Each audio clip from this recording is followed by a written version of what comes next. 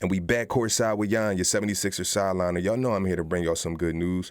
But before we do that, like this video and subscribe to my channel. Listen, we about to talk about the Sixers. Of course, y'all know that. That's why you here. But everybody's in uniform. Everybody got their numbers. Everybody is ready to go. We about to get into that. You got Tyrese Maxey, you got Kelly Oubre, you got Paul George, Caleb Martin, Joel Embiid, Kyle Lowry, Eric Gordon, Ricky Council, KJ, Andre Drummond, Reggie Jackson, Jared McCain, Gershon Yabusele, and Adine Bona. For everybody who don't know the team, that's who it is. You know, they landed in the Bahamas the other day. You know, they in training camp. Here's a couple pictures of that. You got Maxey hopping off the jet with his luggage. You feel me? And you got Embiid. He always look unbothered. He not worried. He ain't putting in too much work. You feel me? Easy work. Sweatpants on. He ready, you know? You know, PG like, oh, yeah, I like this. Bahamas. He used to that L.A. weather, so they stay out there probably. Take little trips with his wife and all that. But right now, he in the Bahamas with the gangski. You feel me? You got KO doing his thug dazzle. You feel me? He got the glasses on, shaded out. I'm going to show y'all the red carpet thing that I seen that I noticed. You feel me? That's training camp. It started. You feel what I'm saying? We're going to go back a little bit more. That's them making it there. I did a magic trick. We're going to flip Markel to Maxey. We're going to flip Embiid to newer Embiid, of course.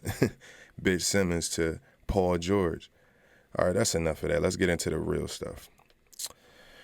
All right. So they asked Paul George about the fan base in Philly, and he pretty much said everything that we wanted to hear as far as, like, he know what to expect, man. So I'm going to just let him get into it for y'all. That's how you should feel. I don't think they're doing anything out the norm. No, we not. They work and they pay their hard-earned money for those seats and their tickets, and all they want is just a good product out. That's all we want is a good product on the floor. He gets it. I think it's deserving. I think whatever comes from it is deserving. Mm-hmm. To have that intensity and that passion behind the fan base, because it's coming from the right spot. Like, they want to win and win at all costs, and the only thing that matters is winning. And so that's how you should feel. I don't think they're doing anything out the norm. That's good. You know what I mean? See, like, he gets it. That's gets it. He said he don't think we doing anything out of the norm, which means that other fan bases ain't normal. Other fan bases not like ours. So we just gonna keep it scrolling. You feel what I'm saying? Oh, let's get into it. Joel Embiid dropped about 25 to 30 pounds. A lot of people didn't realize that, man. I noticed it in the summertime when he was playing with Team USA. He dropped about 25 to 30 pounds. He came in here and he confirmed it.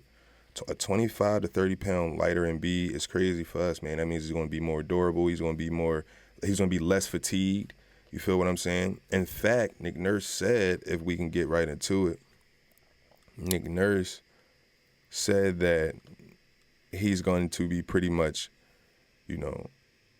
watching how Embiid trains, watching how he practices. So for the most part in training camp, he didn't even really go over too much. He just watched the team, watched the formations and everything, but he didn't scrimmage with them. So he didn't do no hard workouts with them. So that's good for us. A lot of talk already about managing Joel and sort of what that looks like over the course of the season. Does that include even somewhere like today where day one, are you ramping him up in any way, and like how does he get used in this setting to go with that? Yeah, so obviously excited, new start of training camp. Everybody wants to get going. Joel went through everything live to a point today, just stopped at the scrimmaging part. There you have it. There you have it. That's part of. So like he said, he went through everything else, but he just stopped at the scrimmage because we don't want to put too much wear and tear on that man's body because, like we say, the goal is to get him healthy in the playoffs. So having him in, pointless scrimmages when we already know he's going to dominate is pointless. Keep that man rested, keep him in shape, keep him ready to go. So once it's really time to play meaningful basketball, he could be ready. Look at the inside of the practice gym where they get to, just do their little ballroom thingamajig. You feel what I'm saying? They get to do some media and they also playing on the inside. That looks real nice. I would love to play in a place like that. 5 days, you feel me? Nice little vacation. That's how you get, that's how you build that camaraderie. Y'all out there really on vacation, but y'all doing something that y'all love, like playing basketball. So that's cool. You feel what I'm saying? I love it. Then you got some pictures that came out. Max, he got that max contract, of course. He looking a little different and relaxed. He acting different with the sweatsuit on. Balling in sweatsuit is a different level of comfortability. You feel what I'm saying? He on that 2K99 mark where you just out there trying on outfits. You feel what I'm saying? He trying on outfits, like, just out there. We got the nice little photo right there. What else we got? Hold on. You got PG out here. Smooth, as always. You feel what I'm saying? Cuz just been working all summer, so he ain't got no time for the camera. And B, he always got, like I said, he got that 2K relax gear on. He done hit 95 already, so all he doing is just changing his outfits on some relaxed shit. You feel what I'm saying? Putting up buckets easy. If you know, you know. You feel what I'm saying? But that's just pretty much it as far as what came out on the news. But I could give you guys some more information that I would like to say as far as our Sixers go to start. Like I already went over the fact that Embiid dropped weight, 20 to 30 pounds. Already 25 to 30 pounds, actually. I already went over that. I want to tell y'all that Embiid plans on, having a Kobe-like career with us. He planned on staying with us for his whole career. How Kobe, for the non-basketball people, Kobe played for one team his whole career, 19 years with the Los Angeles Lakers. Embiid is trying to follow that same path with us. Now that we have a team, look to his left, look to his right, he finally has a complete team that he can play with.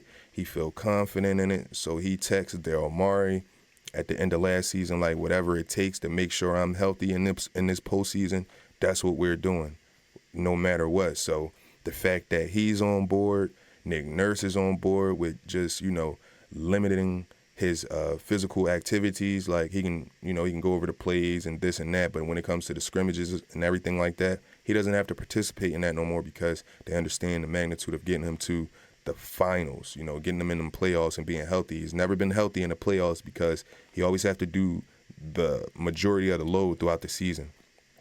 And we seen as fans, and they're seeing as the ownership and the coaching staff, that you can't do that with a guy like that. You know what I mean? You can't do it with a guy that's 280 pounds, 7'1", expecting him to play over 80 games, not getting injured, carry the team to a championship with no health. There hasn't been a player that did that. There hasn't been a guard that did it, so I don't understand why they putting it all in Embiid. Shaq didn't do it by himself. That's why he went over there with Kobe, and he also had Penny in the beginning, and they went to the finals. So now this is the time where Maxey turns to Penny, get him to the finals, or Maxey turns to Kobe and get him to the finals. And then we could also say that we got PG as a security blanket to get him to the finals. It's all the same way, but this is what we needed him to do, meaning lose the weight, come in with the mentality of this is what I need to do to win, and then actually execute it. That's what we wanted from Embiid. Everybody's on the same page. We winning a chip this year. You feel what I'm saying? Eric Gordon, they asked him in the media day interviews. They said, "What will your role be when you're on this 76ers team?" He said, "I'm here to win a championship. I'm here to come in and do what I do. I'm going to do what I've been doing pretty much my whole career." When he gets in the game, so to hear him say that I've watched Eric Gordon. Like I said, Eric Gordon in my earlier videos, he was a superstar when he was with the Los Angeles Clippers, and for the most part, when he was over there, he was putting up big numbers. And he was also carrying the team until he got injured. So him knowing what he need to do and everybody being on the same page, when he get in, he knows it's his time to go. So for the most part, that's a plus to have a guy that know what he needs to do. Then you can go on to Reggie Jackson, who says he knows what it's like to play with elite bigs. He played with Jokic and they won a championship in Denver. I hate to admit that, but he knows what it's like to play with elite bigs. He says when you're playing with an elite big, you got to understand that they take up so much space and demand so much attention that you're always going to be open. So what he's been working on is knowing that he's going to get at least 2 to 3 open threes a game. You know what I mean? Like automatically, because like he said, he's played with Jokic and he understands what it is to play with dominant bigs. So him knowing that is just a plus for us because, like I said, everybody's on the same page.